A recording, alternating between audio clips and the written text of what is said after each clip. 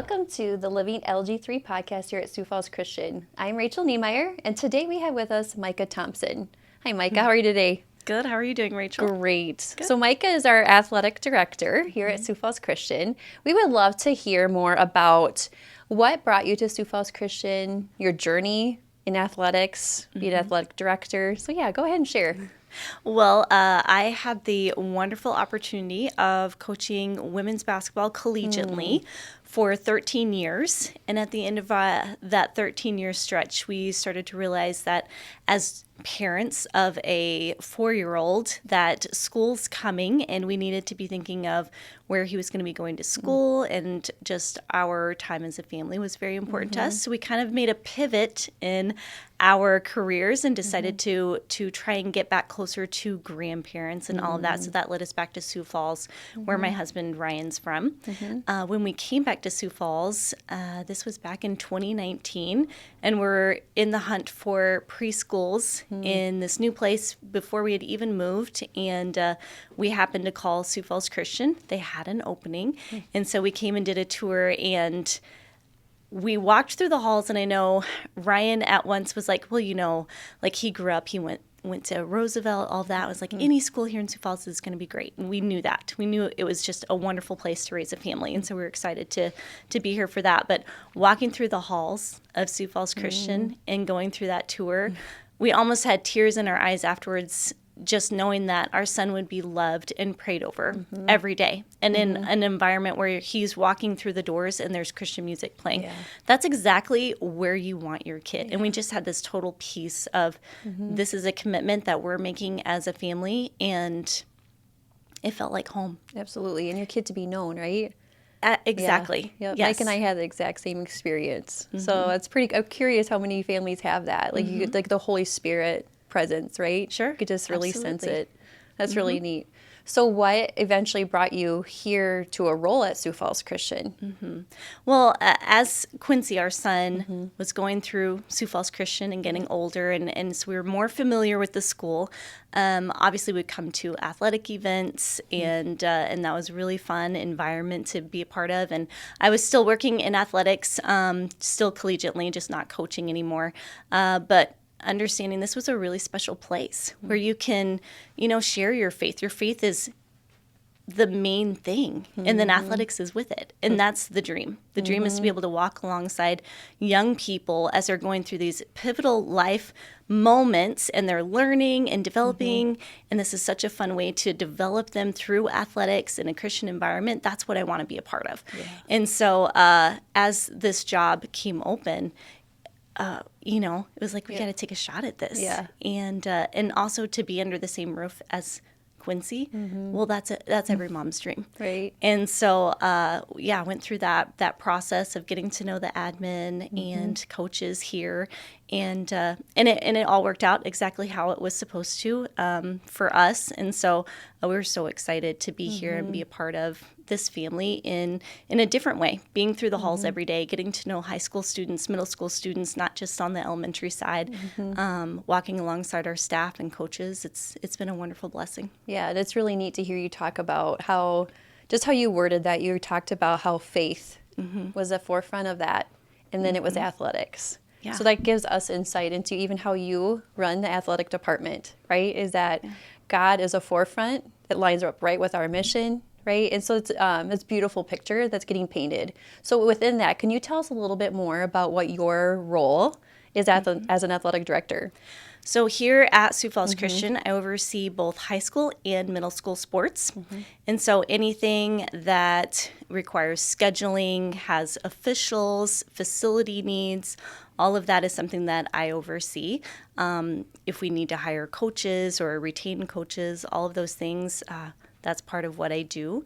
And so, it's kind of unique now in the role that I'm in, because a lot of schools will have a middle school AD and a high school AD. I get to do both. So I get to see both. My office is kind of right in the middle of both the high school and middle school. So I get to see those students throughout the hallways all day. But overseeing all things athletics for middle school and high school. Yeah. So what's been one of the most rewarding parts about your position? Easy, the relationships. Yeah. I mean, the relationships with the coaches are amazing. And then with our students, getting to walk alongside them in victory, in defeat, in hard times, in joyful times. That's definitely the very best part.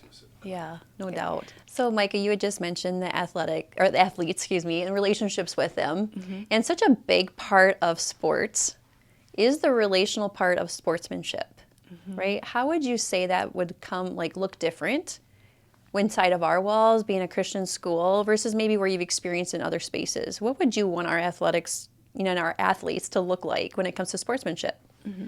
Well, one of the first things that we wanted to emphasize this year, so this is a special thing for 25-26. Yeah. I've been scheduling, so I'm working on 26-27. So in 25-26 is really about lifting people up, being the first hand to lift somebody up. If you knock an opponent down or you knock a teammate down, rushing to help them up. There's nothing that doesn't show weakness in sports. I think oftentimes that's a myth that you think that, I can't help them up. They'll think I'm not tough or, any of those things. No, it's not weakness. It's actually strength to show that, you're the first one there for them, patting them on the back, celebrating, good plays and respect. I think that's a wonderful part of sportsmanship, and the wonderful part of the game is respecting your opponent and respecting your teammates.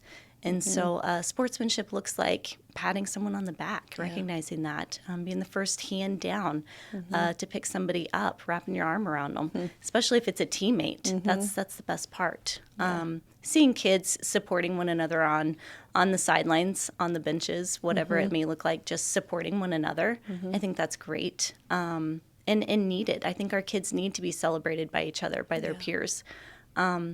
Even with parents in the stands cheering for their kids, I want our parents to feel that freedom of your kids need to hear you cheering for them and lifting them up, the whole team. And sometimes I think we forget that it's okay to cheer and lift each other up and do great things together like that. But lifting each other up is a big emphasis for this year. Yeah. What do you say are some ways to make an impact on the team that's coming to visit us? Oh, well, trying to be hospitable, welcome them to Sioux Falls Christian. As teams show up, I'm always, can I show you to your locker room? As I'm walking there, it can be a walk of silence or it can be a welcoming walk. So I choose to welcome them and talk to the students that are walking in and ask, how was your day? Did you guys have school today? What time did you get out? How was the drive? Did you have homework? Little things like that I'm just always trying to talk to them. I don't know if it matters at all to them, but I just want them to know that they're seen and loved. Yeah. And that's important to me, that other students feel that, not just our students at Sioux Falls Christian, but students that come to our gym. I want them to feel that Sioux Falls Christian is different, that they are welcomed here, that they're not just seen as an opponent that we're trying to go through. No, they matter very much. And there's a reason for that. Yeah. Yeah, it makes me think about your deep hope. Right? Yes. So your deep hope is about light. Can you elaborate a little bit? Because those worlds are together right there, what you're speaking. Well, I believe that athletics is a wonderful platform to go and be a light into the world, to show a difference. Yes, we can all have wonderful athletic abilities and all these things, but God gave us those abilities. So we are responsible and accountable to Him for those. And what we do with them, with our opponents, with the officials, with other opposing fans, anybody like that, we're accountable to God with how we use those talents and gifts. And so we are, in athletics, we are the ones that, in fine arts, we're going out into the community and we're bearing a cross on our back because we love to have the cross logo on our uniforms. So we can literally say we have a cross on our back, that we are to be distinctly different in how we do things. And a lot of times I'll hear, oh, it's not fair. We're called to a higher standard. Oh, it's not fair. Nobody else is getting in trouble for this. Yeah, we are. We are called to be different, and we are called to a higher standard, and it's not fair. I have this conversation with my fourth grader all the time. Life is not fair, and it's not going to be. And I'm sorry for that. You're going to go through hardships because of that, but you're going to learn and grow through that. And we're called to be different in how we approach all things. And athletics is a really special opportunity to be a mission field. Go be a light in the other gym. Go be a light at the other football stadium. How you leave the stands after you're done, it should be in better shape after Sioux Falls Christian leaves. So pick up all the trash, all the things. Our students should be so respectful and loud. Our students should be loud cheering for our team. That should be a non-negotiable. We have to lift each other up and celebrate each other. Our parents should be loud. They should be celebrating our team in all things. We should be so respectful in line at the concession stand, and they should get overwhelmed with please and thank yous. It's something that we have a chance to be different, and people ask, like, why? Why are those people so different? Because we have the love of God inside of us. We are going to be different. And isn't that the cool part, right? Is our difficulty, our challenges are ultimately blessings. Oh, Not absolutely. even blessings to others, but that's that whole thing. It comes full circle, and it's a blessing to us, even though in the moment we may not be feeling that. Absolutely. But it truly is. It's powerful. So let's shift gears a little bit. Our DAC 12 conference. There's a lot of things going on in that, right? Would you mind sharing with us a little bit about the DAC 12 conference and the different aspects of that and how that influences us as a school? Yeah, so we've been a part of the DAC 12 conference for several years now, and it's a conference that is very robust. It's very competitive. It's been a wonderful partnership for Sioux Falls Christian to be a part of this conference. It helps with scheduling, to have that stability of being in a conference. Just the athletic awards, the academic awards, all of those things have been great for our school. And so we have truly valued that partnership over the years and still do. This fall, things changed slightly. In one of our meetings, they put forth a motion to change a bylaw that requires every school in our conference to play each other, which is one of the perks and benefits of being in a conference. Gives you schedule stability. And by changing that bylaw, it allows you to now pick and choose who you want to play within the conference. And so they did choose to pass that new bylaw that you don't have to play each other anymore, not required to. And so after that, we were notified by 5 of the schools, and we are the 10th school. So there are 5 schools that have decided not to play us in volleyball and boys and girls basketball.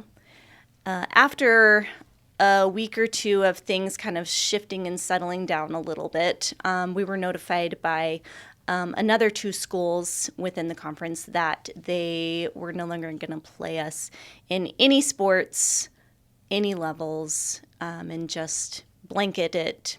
They needed a break from Sioux Falls Christian.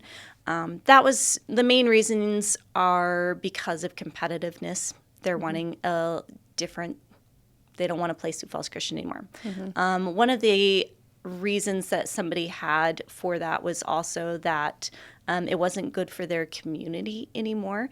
And I think that that's really unfortunate because we valued being a part of the conference when we were at the bottom. And we valued it when we were in the middle of the pack. And we value it when we're at the top as well because we understand that sports teams are good in cycles based on your kids just going through.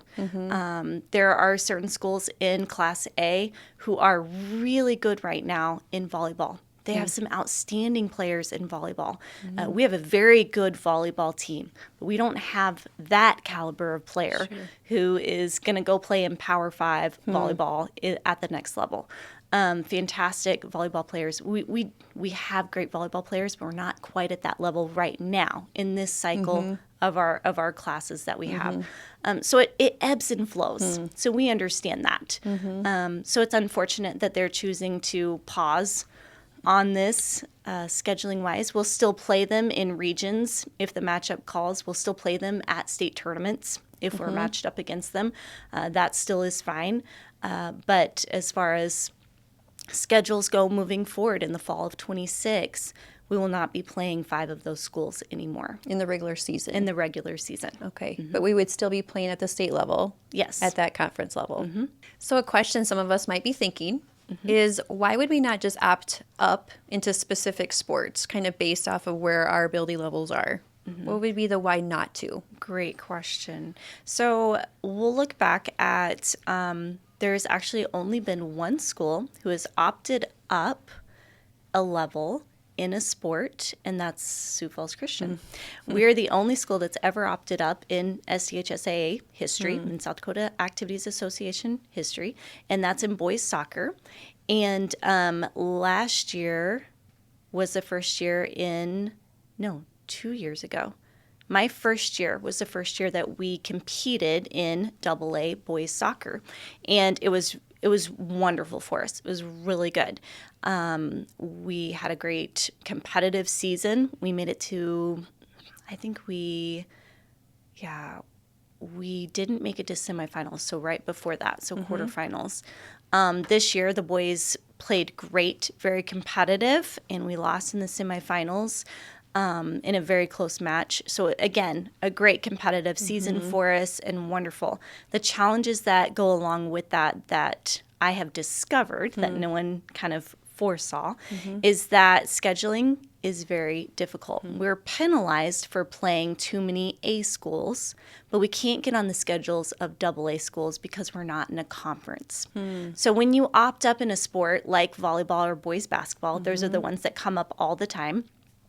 We wouldn't have a conference for those, and we would be relying on AA schools to make room in their schedules for us, which is kind of what we're going through right now of not really having a conference. We're in the DAC-12, but half of them won't play us. Right. So scheduling for me right now is trying to find anybody who will play us. I'm looking for AA schools, A schools, out-of-state schools, anybody who will play us, trying to fill those schedules. But even AAs are saying, I'm sorry, we're already full. We have our conference. We have things set up already.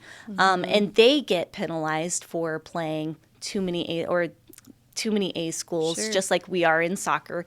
So it just adds this whole challenge of the scheduling piece of where do you get your games and where do you belong? I think that there's some creative solutions to it, and I've talked to a few ADs about this and also the South Dakota Activities Association about some ways that we can be creative in scheduling to allow for that to be a little bit better situation. But again, when you're opting up looking at somebody asked me, well, are we going to opt down in boys soccer at some point? I don't foresee that right now, because once we get our schedule moving that direction, we fought so hard to get AA schools on our schedule. We can't go back now. And I foresee the same thing in volleyball and boys basketball, that it's going to be a challenge trying to get those schools on our schedules.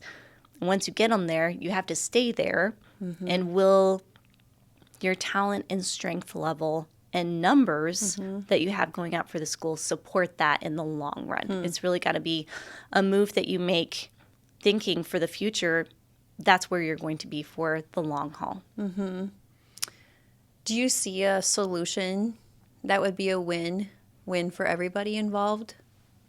You know, I think that one of the things that we're going to do starting next year, we will be playing a more robust schedule. I think that that's a win for our kids. I think that that's a win for really us as a school to see where do we stand? What does it look like playing that tough AA schedule night in and night out when we're a small school compared to AA?